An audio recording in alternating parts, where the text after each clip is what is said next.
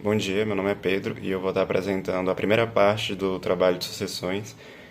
Minha grupo é formada por Jonathan Alves e Pedro Vanderberg, que sou eu. E primeiramente eu vou estar lendo o nosso caso que nós montamos para o nosso trabalho. E após a leitura, eu e Jonas vamos explicar alguns conceitos básicos e que a gente vai achar interessante apresentar no texto, relacionado com, inicialmente, direito de família e algumas coisas que a gente deve tratar sobre o direito de sucessões. Alguma coisa de direito de família relacionadas com direito de sucessões. Então, vou estar lendo primeiramente o nosso caso, e ele começa com Bento Santiago, que firma matrimônio com sua esposa Maria Capitolina em 2017, com regime de comunhão parcial de bens. Que desse matrimônio nasceu Ismael Santiago, atualmente em 2021 com 4 anos de idade.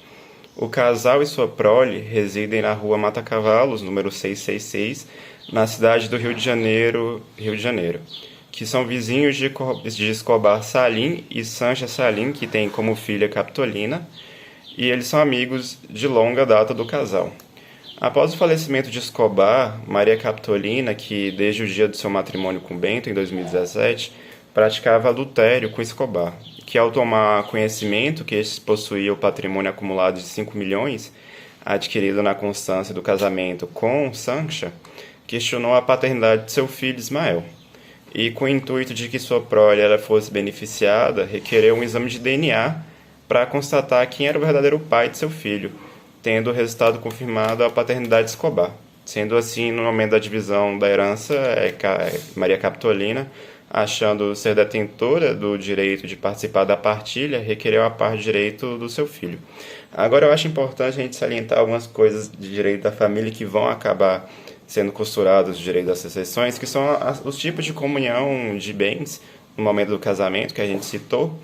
E eu vou apresentar 4, que primeiramente é a comunhão parcial de bens, em que quando tem o falecimento do cônjuge, de um dos cônjuges, o sobrevivente ele vai acabar tendo 50% da propriedade comum do casal, ou seja, ele vai ficar com metade que já era pertencente a ele, em consequência desse regime adotado.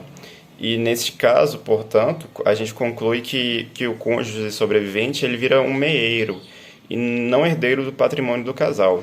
E ele vai acabar concorrendo na herança apenas em relação aos bens particulares deixados durante, assim, após a morte do primeiro cônjuge.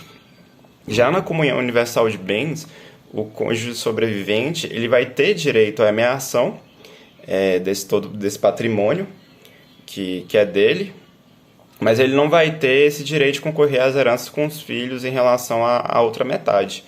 Porém, o que a gente entende é de que, na mesma maneira que do regime de comunhão parcial, o cônjuge ele vai concorrer igualmente na herança em relação aos bens particulares e o que houver, embora isso normalmente não aconteça.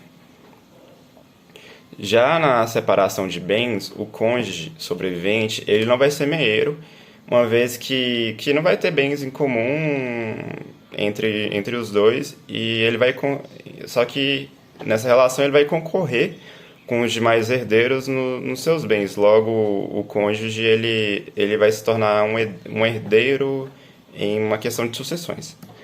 Já a separação obrigatória de bens, ela normalmente vai acontecer naqueles casos da pessoa ela ser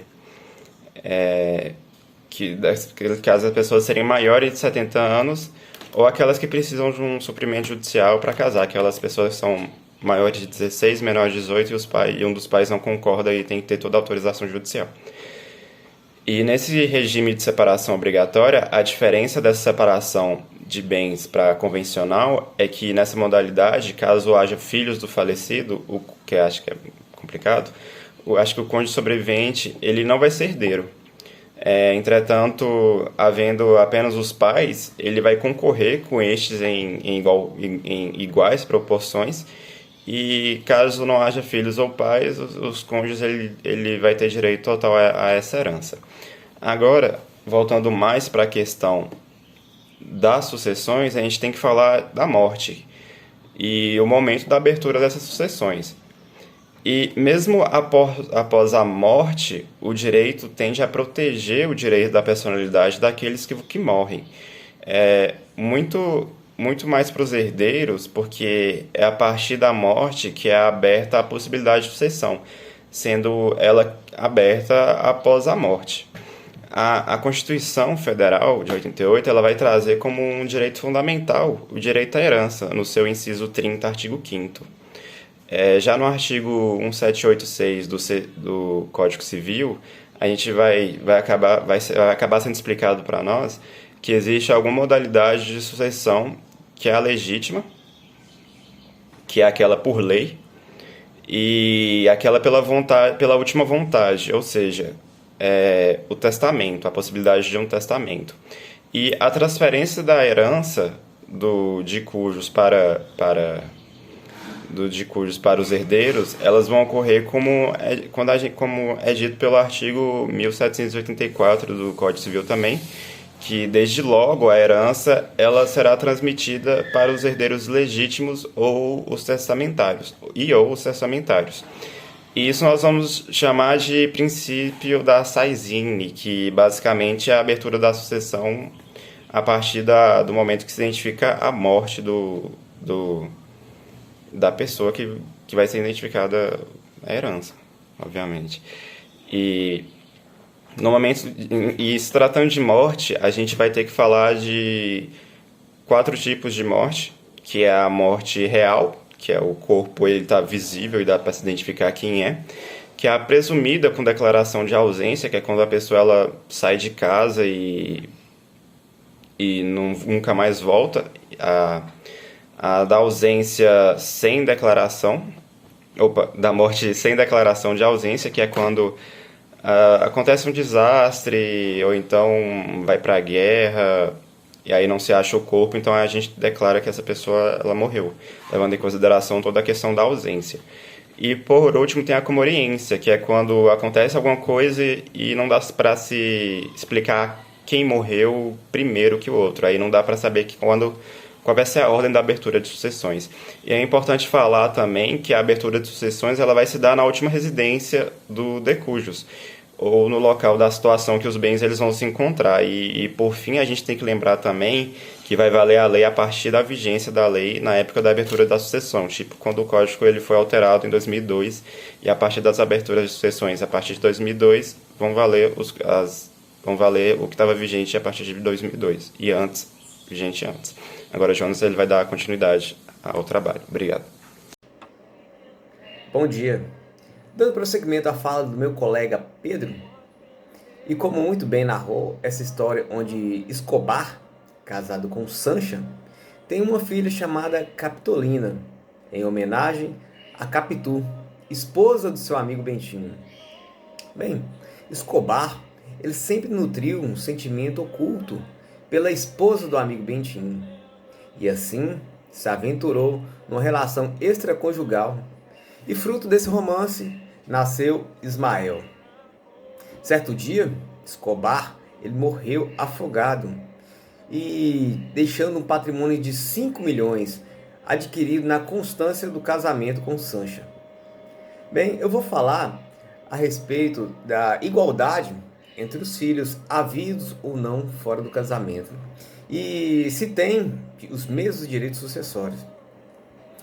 A Constituição de 1988, conhecida como Constituição Cidadã, trouxe em seu arcabouço uma inovação que veio corrigir anos e anos de injustiça, que é a igualdade entre os filhos, quer seja havido no casamento, adotivo, reprodução assistida, por afinidade.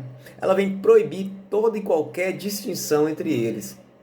E o Código Civil traz redação idêntica, no seu artigo 1596, que vem dizer o seguinte: os filhos, havidos ou não da relação do casamento, ou por adoção, terão os mesmos direitos e qualificações.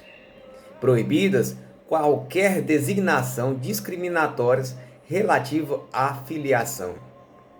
Então, não importa se o filho foi concebido fora do casamento ou na constância deste, fará jus aos mesmos direitos sucessórios.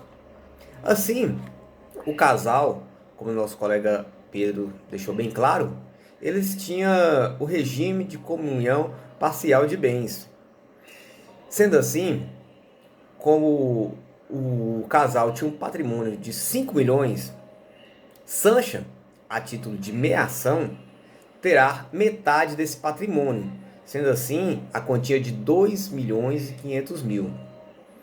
Bem, ocorre que após a morte de Escobar, da sua cota parte, que também seria de 2 milhões e 500 mil, será dividido igualmente entre a viúva, Capitolina e Ismael. Sendo assim, a viúva ficará com um montante maior.